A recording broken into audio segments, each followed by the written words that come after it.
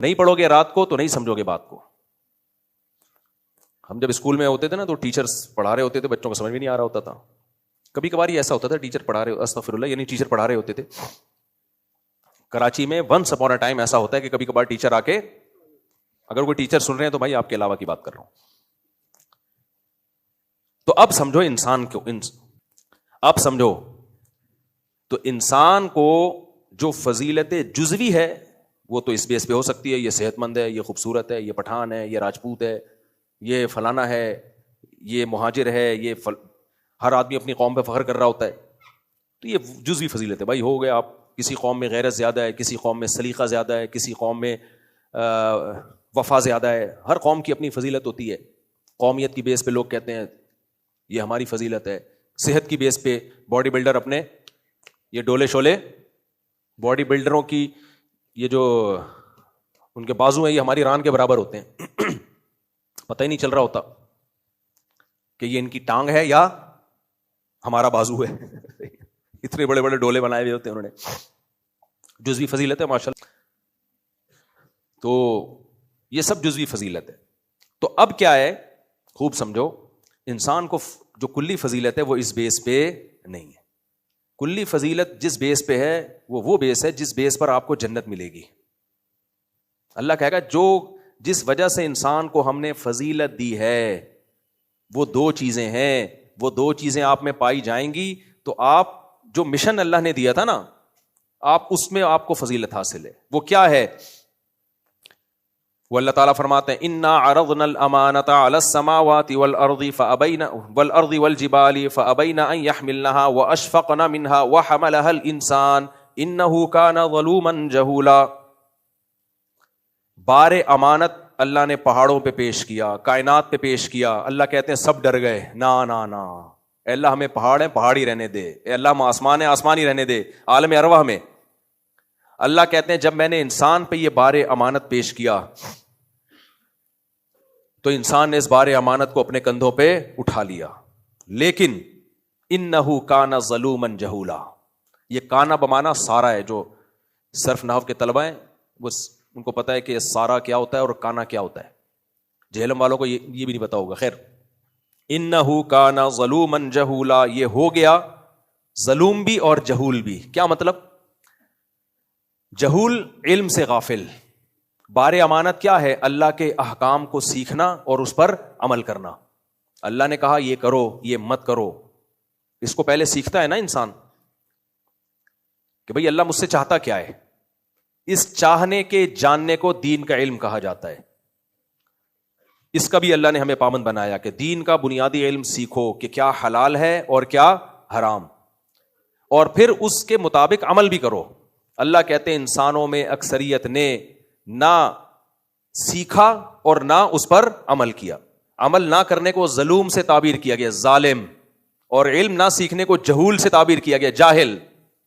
اس میں بڑے بڑے پڑھے لکھے لوگ بھی آ گئے, لیکن اللہ ان سب کو کیا کہہ رہا ہے؟ جاہل. کیوں بھائی؟ دنیا میں سفر میں جو چیزیں سفر کے لوازمات میں سے تھیں وہ تو آپ نے جان لی, لیکن جس کام کے لیے سفر کر رہے تھے وہ کام آپ کو پتہ نہیں ہے. سمجھ میں نہیں آ رہی بات؟ دیکھو آپ ٹرین میں سفر کر رہے ہیں, 24 گھنٹے کا سفر ہے جو کہ ہوتا 48 گھنٹے میں پورا ہے, پاکستان میں بات کر رہا ہوں.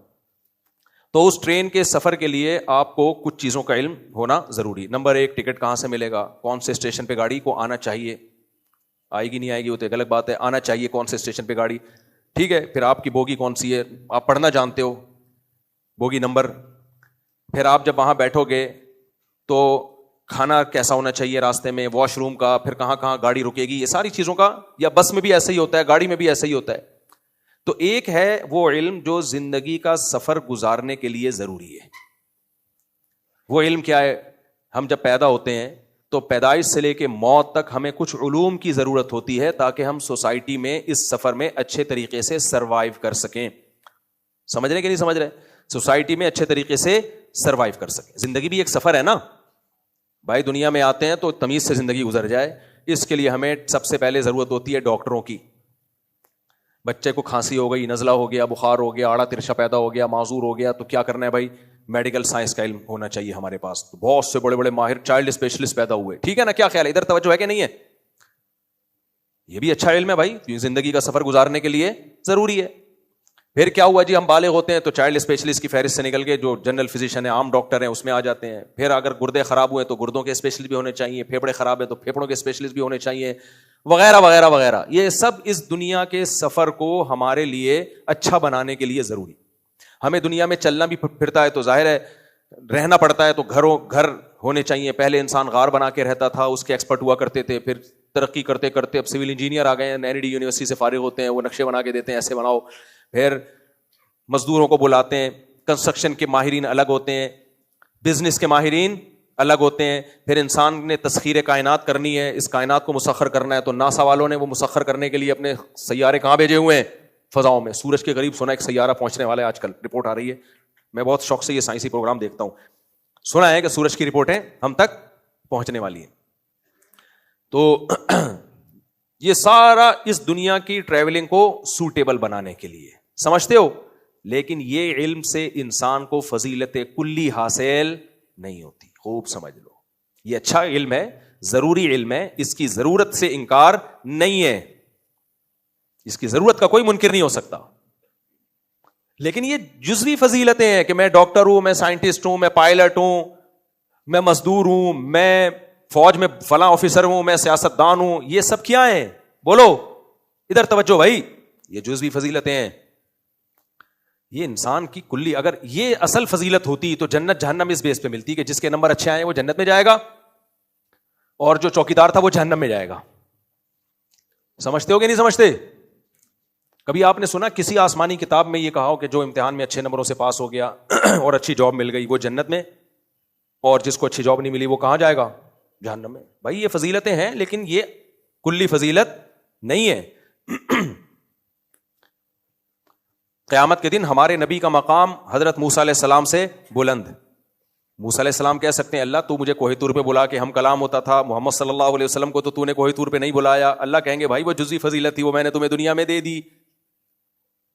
لیکن جو کلی فضیلت تھی, جو پیغمبروں والا کام تھا, وہ جیسا محمد صلی اللہ علیہ وسلم کو ذمہ داری دی اور آپ نے نبھائی اس ذمہ داری کو, ایسی ذمہ داری میں نے آپ کو نہیں دی. ٹھیک ہے بنی اسرائیل نے آپ کو بہت ٹینشنیں دی ہیں, ان ٹینشنوں کا الگ سے ثواب ملے گا آپ کو, صحیح ہے نا. ان ٹینشنوں اور اس صبر پہ آپ کو الگ سے درجات بھی بلند ہوں گے, ثواب بھی ملے گا, بہت بڑا مقام آپ کا. لیکن محمد صلی اللہ علیہ وسلم سے آگے نہیں جا سکتے. انبیاء میں سب سے بڑا مقام محمد صلی اللہ علیہ وسلم کا ہے, اس کے بعد حضرت ابراہیم علیہ السلام کا, اس کے بعد حضرت موسیٰ علیہ السلام کا, اس کے بعد حضرت عیسیٰ علیہ السلام کا. اہل سنت والجماعت کے یہاں یہ 4 ترتیب ہے. اس کے بعد پھر کسی نے کہا نوح علیہ السلام, کسی نے کہا آدم علیہ السلام, وہ ایک الگ بحث ہے. حضرت عیسیٰ علیہ السلام کی فضیلت بھی باقی پیغمبروں پر اس لیے زیادہ ہے کہ نبی صلی اللہ علیہ وسلم کے مشن کی تکمیل کے لیے اللہ نے جس پیغمبر کی سلیکشن کی ہے وہ عیسیٰ ابن مریم ہے. تو یہ بہت بڑی فضیلت ہے, کیونکہ نبی کا مشن قرب قیامت میں جب اسلام دنیا میں غالب ہوگا تو یہ کام اللہ کس کے ذریعے لے گا, عیسیٰ ابن مریم کے ذریعے. تو یہ کم فضیلت نہیں ہے, اس کے لیے اللہ نے کسی اور پیغمبر کا انتخاب نہیں کیا. خیر جی, تو انسان کو جو کلی فضیلت حاصل ہے وہ علم کہ اللہ کے حکام سیکھے اور پھر اس پر عمل کرے. تو جو اس میں پورا اترے گا انسانیت میں سب سے افضل وہ ہوگا. اور یہ اللہ کے علم کا مطلب عالم بننا, مفتی بننا نہیں ہے. یہ تو قرآن نے کہا کہ کچھ لوگ ایسے ہونے چاہیے جو دین کے علم میں ایکسپرٹ ہوں. اگر اللہ یہ کہتا تھا سارے عالم مفسر بنے تو پھر دنیا کا کام کون کرے گا بھائی, کیونکہ دنیا مسافر خانہ ہے, اس میں بھی تو ہم نے رہنا تو ہے نا, بہرحال یہاں سے جانا ہے لیکن فوراً تھوڑی چلے جانا ہے. اگر پتہ چل جاتا کل قیامت آئے گی اور کل ہی ہم سب نے یہاں سے نکل لینا ہے, پھر یہ سارے کالج والج ختم کرو, بند کرو, کیا خیال ہے بھائی. لیکن رہنا تو تھوڑے دن تو رہنا ہے نا, تو اس کے لیے پھر کمانا بھی ہے, اس کے لیے ہمیں ڈاکٹر بھی چاہیے, اس کے لیے ہمیں انجینئر بھی چاہیے, اس کے لیے ہمیں بہت کچھ چاہیے, بچے بھی چاہیے ہمیں. اس کے لیے ہم ہر چیز کو مان رہے ہیں, سب کچھ چاہیے, لیکن فیملی پلاننگ والوں کا بچے نہیں چاہیے. بھائی غلط ہے. جیسے دنیا میں صحیح زندگی گزارنے کے لیے آپ کو صرف میڈیکل سائنس کی ضرورت نہیں ہے, آپ کو نیچرل لائف کی ضرورت ہے. اس نیچرل لائف میں بیوی بچے سر فہرست ہیں. اگر بیوی بچے نہیں ہوں گے تو آپ نفسیاتی ڈاکٹروں سے ہی قیامت تک علاج کراتے رہو گے, اور وہ میڈیسن سے ہی کوشش کریں گے آپ کو کور کرنے کی, حالانکہ اس کا علاج میڈیسن نہیں ہے. یہ نیچرل لائف ہے انسان کی, اس کو بیوی بھی چاہیے اور بچہ نہیں, بچے چاہیے. اور اگر آپ کا ایک آدھ بچہ ہو گیا تو بچہ ڈپریشن میں جائے گا, کیونکہ بچے کو بہن بھائی چاہیے, یہ اس کی نیچر ہے. اس لیے ہم یہ فیملی پلاننگ اور ٹوپی ڈراموں سے ذرا بھی اللہ کا شکر ہے متاثر نہیں ہوتے. اور آپ کے سامنے بیٹھا ہوا ہوں, اللہ نظر بس سے بچائے. میں یہ باتیں 2004 میں کرتا تھا کہ زیادہ بچے ہوں, خاندان بڑا ہو, لوگ کہتے تھے ٹینشن سے مرے گا. آج 19 کی رپورٹ ہے الحمدللہ, مرا ٹینشن سے. جو دعوے, میں شو نہیں مار رہا, میں صرف اس لیے بتا رہا ہوں کہ جو دعوے میں 2004 میں کیا کرتا تھا, میرے پرانے لسنر ہیں, اس وقت تو میرے 2 بچے تھے, اور میں کہتا تھا بھائی یہ ٹینشن ختم کرنے کا ذریعہ یہ چیزیں, یہ نیچرل لائف ہے, بچوں کو بہن بھائی چاہیے. اللہ کا شکر ہے بچے بھی بڑے ہو رہے ہیں بڑے مزے سے, اللہ نظر بد سے بچائے. مجھے خطرہ ہے تو آپ لوگوں کی نظر سے ہے, عاملوں سے کوئی خطرہ نہیں ہے. تو بچے بھی ہو رہے ہیں, بڑے بھی ہو رہے ہیں, کھا بھی رہے ہیں, پی بھی رہے ہیں, پڑھ بھی رہے ہیں. تھوڑی بہت ٹینشن ہے تو ہر گھر میں ہوتی ہے, وہ تو 2 بچوں میں بھی ہوگی. ایک بچہ تھوڑا سا ہکلاتا ہے, دعا کریں اللہ اس کو شفا دے, وہ بھی ہمارے لیے ایک انٹرٹینمنٹ کا ذریعہ ہے. کل میں فجر کی نماز پڑھ کے گھر گیا, وہ غمزدہ بیٹھا ہوا, میں نے کہا بیٹا کوئی لفظ تو نہیں حلق میں اٹک گیا جو ابھی تک نہ نکلا ہو, اس کی ٹینشن تو نہیں ہو رہی؟ فزیوتھراپی کروا رہے ہیں, اللہ کرے سیٹ ہو جائے. تو ایک دفعہ ڈاکٹر آیا, اس نے پوچھا یہ ہکلا رہا ہے, کوئی ٹینشن تو نہیں ہے اس کو؟ میں نے کہا ڈاکٹر صاحب مسئلہ یہ ہے, ہکلانا مجھے چاہیے تھا, ٹینشنیں کس نے پالی ہوئی ہیں میں نے, لیکن اب میری عمر گزر گئی ہکلانے کی, اس لیے اللہ نے اس پہ ڈال دیا. خیر مذاق کیا ان سے میں نے. یہ تو نارمل ہے بھائی, کوئی سب کچھ سیٹ ہے, اللہ ہو سکتا ہے اس سے کوئی اور دین کی خدمت لے لے, ٹھیک ہو جائے. اچھا بات کو جلدی سے سمیٹ کے ختم کرتا ہوں میں. تو اب کیا ہے کہ جو کلی فضیلت انسان کو حاصل ہے وہ عمل اور علم. دین کا بنیادی عالم بننا ہر ایک پہ فرض نہیں ہے, وہ تو فرض کفایہ ہے. ٹوٹا پھوٹا علم, کیا حلال کیا حرام, کیونکہ اللہ نے ہمیں اپنی غلامی کے لیے پیدا کیا ہے. اسی بات کو قرآن نے مختلف الفاظ سے بیان کیا ہے, اما شاکرن و اما کفورا. اللہ دیکھنا چاہتے ہیں کون شکر گزار بنتا ہے اور کون مجھے بھول جاتا ہے. ایک جگہ اللہ نے فرمایا میں نے اس لیے پیدا کیا, میں دیکھنا چاہتا ہوں کون میری عبادت یعنی غلامی کرتا ہے.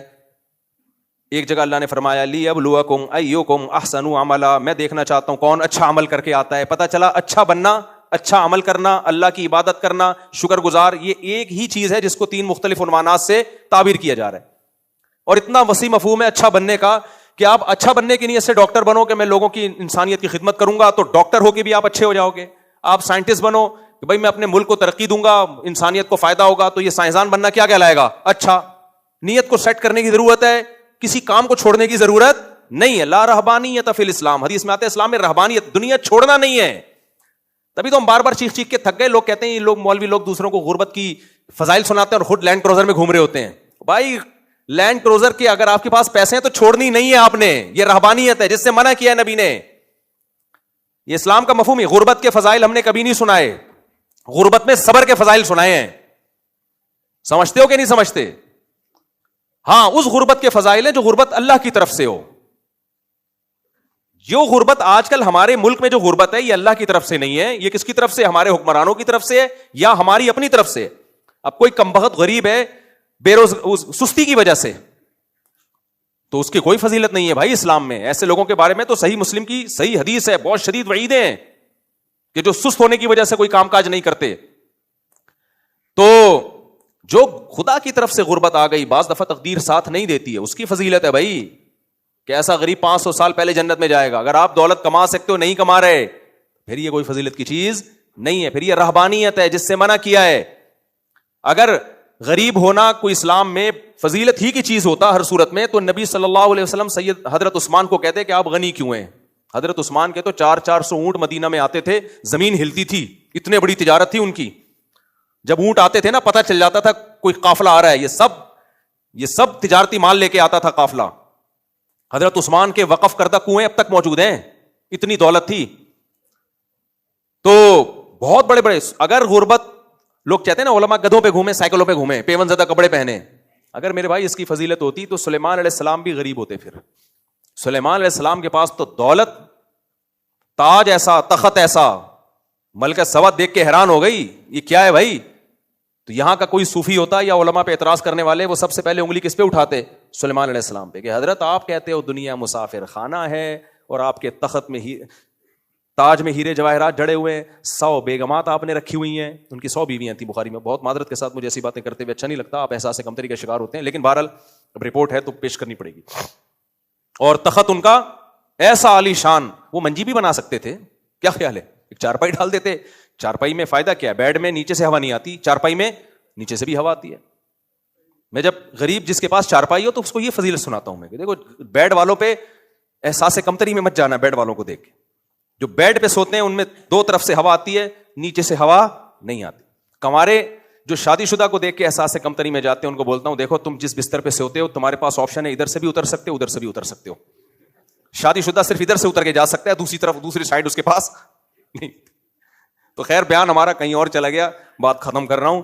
انسان کو میرے بھائی فضیلت جزوی کے بجائے فضیلت کلی جو حاصل ہے وہ اچھا عمل پہ ہے. اس میں چپڑاسی ہو یا کوئی بہت بڑا آفیسر ہو, وہ سب اللہ کی نظر میں کیا ہے؟ برابر. ابو جہل سردار تھا, ابو لہب سردار تھے, جنت میں نہیں جائیں گے. بلال حبشی غلام تھے, رنگ بھی سیاہ تھا, موٹے ہونٹ تھے, لیکن ان کے جنت کی آہٹ قدموں میں, ان کے قدموں کی آہٹ نبی نے جنت میں سنی ہے. تو یہ فضیلت ہے اصل. بیان کر ہم کہیں اور سے چلے تھے, کہیں اور پہنچ گئے, لیکن جہاں بھی پہنچے آخر میں جو پہنچے ہیں نا, وہ جو کنوارے والی بات ہے وہ خاندانی ہو گیا. تو اس لیے کنواروں کو میں شادی کے فضائل سناتا ہوں, لیکن جب رشتہ نہیں مل رہا تو بھائی یہی سوچ کے انجوائے کرو, ابھی ہمارے پاس آزادی ہے, ہم یہاں سے بھی اتر سکتے ہیں, یہاں سے بھی اتر سکتے ہیں. شادی ہو جائے گی تو صرف ادھر سے اتر سکیں گے, ادھر سے نہیں. جب تک نہیں ہو رہی تو یہی سوچو نا. اب اس سے کوئی کہ لو خود شادیاں کرتے ہیں اور کنواروں کو کہہ رہے ہیں کنوارے پن کے فضائل.